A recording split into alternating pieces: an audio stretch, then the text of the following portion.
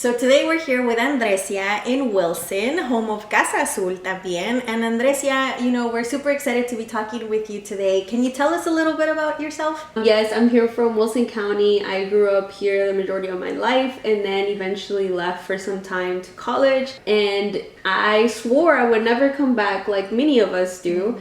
But I find myself here now, and I've been here for the last 5 years working on changing the landscape in Wilson and really just helping others feel like this can be a place that you come back to. I work in Raleigh at the North Carolina Justice Center, so I really pride myself in being able to be that liaison between the Triangle area and Wilson, and trying to really push to bring more resources to rural areas such as my hometown, and be able to bridge that gap that sometimes we see where we do not have the same education, resources, infrastructure as you can see more so when you go towards the Triangle area. And Andressia, I know that, last year we saw ICE come here to North Carolina, and a lot of folks were talking about what happened in Charlotte because that's where the most, activity was felt, but the impact was felt in places like Wilson.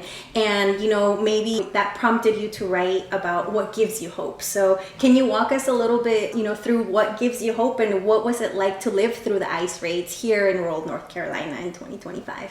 I think to start off, it's important for me to note that growing up here in Wilson, I was a daughter of an undocumented single mother. And for a long time, that was a part of my identity and something that was why I did the advocacy that I do right now with immigrant rights. When we started seeing these raids being expressed that they were going to be happening here in North Carolina, there was just a lot of fear within our communities, because at the same time we were also coming from a year of just very heavily anti-immigration legislation within our General Assembly, and still just trying to piece together a community from having to advocate, raise their voices, and still having the impact and the real fear of policies such as HB 318. We had just had that passed in October, and then by November, December, we're having to deal with the ICE presence and CBP presence, because we have had ICE here in our state. We were afraid of how that was also going to impact Wilson, because one of the things that happens is a lot of communication, right, and miscommunication, where we were receiving reports that more than likely we could also see presence in Eastern NC.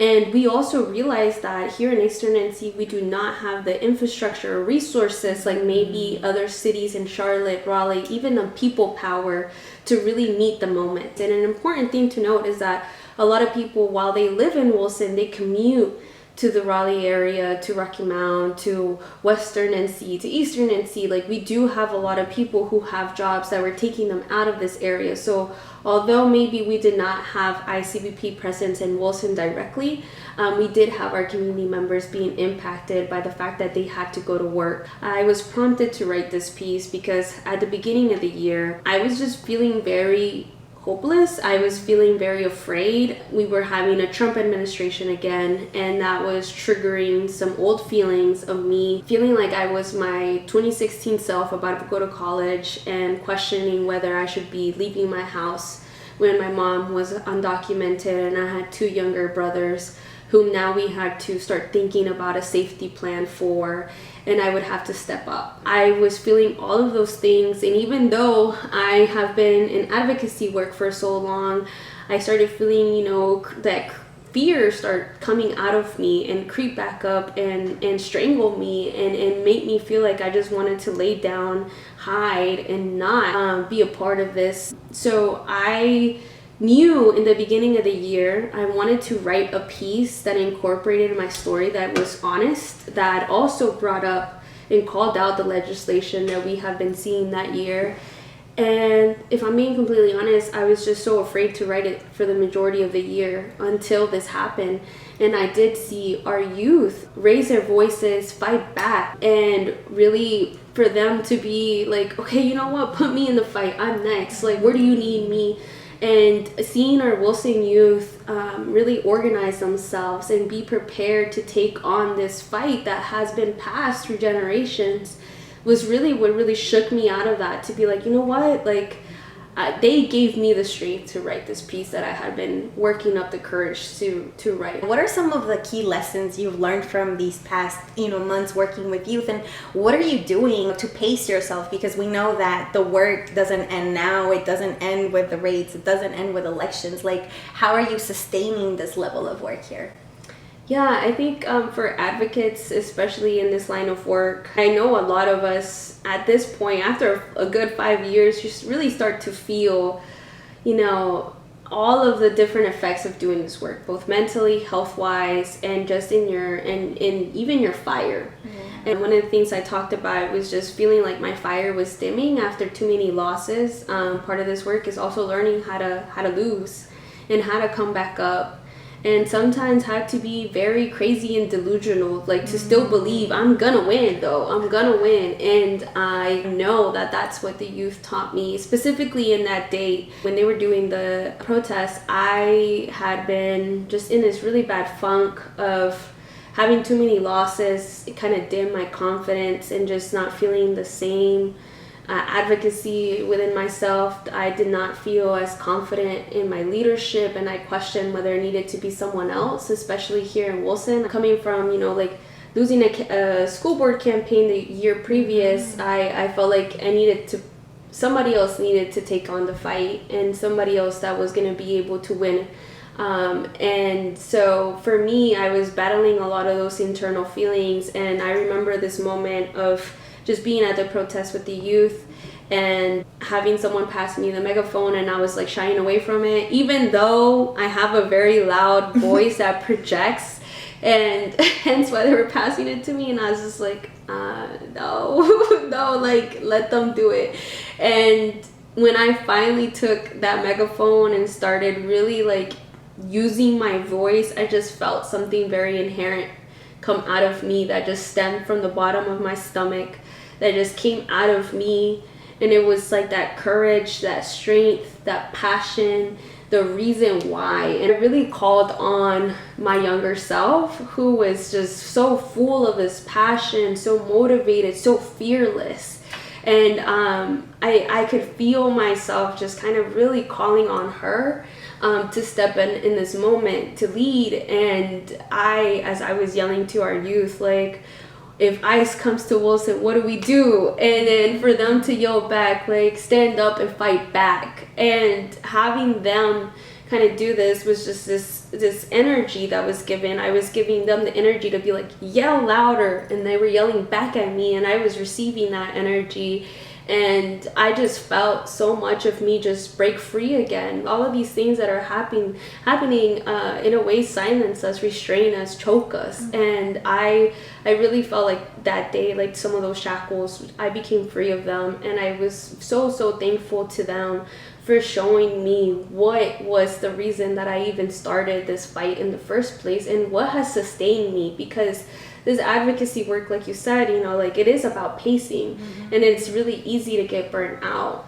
I have been focusing on really trying to move away from the thing that pushing me being my trauma, because I recognize that a lot of times when I would be asked, why do you do this work? I would always start off with some of my hardest moments, mm-hmm. right? And I'm like, dang, like it's so sad that something that I love so much stems from some of my hardest days in my childhood. And so how can I lead with something that's more sustainable for myself, to carry me through this for the long run? Because when you're fighting through trauma, like you're fighting your trauma at the same time that you're trying to like hold your passion, like one of those has to give. And unfortunately, many times it's our passion that we have to sacrifice and to work on that trauma that we're still healing through. And so being with them that day really just cleared that up for me of, yes, my mother was undocumented, and I was leading that same protest at their age, but there was something else too, and it was community. It was the organizing. It was a power that I felt like I had, and I hadn't had anything made me question that power yet. Mm-hmm. And sometimes I think, especially being in the legislative landscape, you can feel so small. especially as a Latina woman. And reminding myself of seeing them, I was like, man, I thought it was the biggest thing ever. And just for them to give that back to me was amazing. And also just in seeing their ability to just explain things, like they are so aware of the landscape of what we're up against. Like they know what they're fighting. Like back then I knew I was ready to fight, but I wasn't really sure what I was fighting. I started learning that as the years went on, but they know exactly what they're fighting, and they even know how they're gonna fight back. And I think that that's something beautiful. Like we were talking, like we are those people, we are those elders, we are the ones that are able to now show them the way. And they're magnificent because we're also magnificent, because we learn these things and we're passing them on, and we're healing this trauma together, and we're building some powerful collective power. Yes. With everything that's been going on and everything that you've seen, all the seeds that have been planted in Wilson, where do you see Wilson in 5 years? The community, the youth that you've been working with, what are your hopes for the future?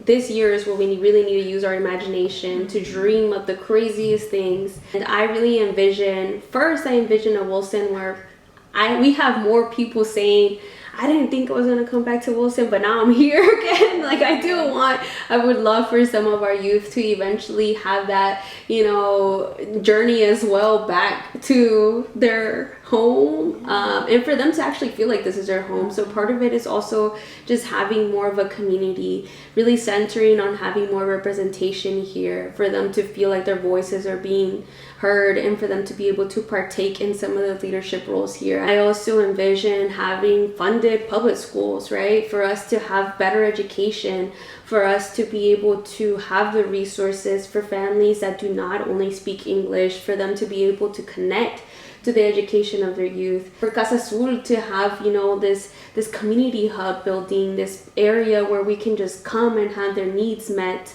where we can celebrate and have joy, having more different cultures being incorporated into the things that we do here in Wilson, for them to be able to find something to do, and to feel like, yeah, like I belong here, like for people to actually feel like this is a place where they want to lay roots, start families, and come back to, and raise the next generations that are amped and ready to fight back and organize. Gracias, Andressia. Me has llenado de esperanza. Thank you.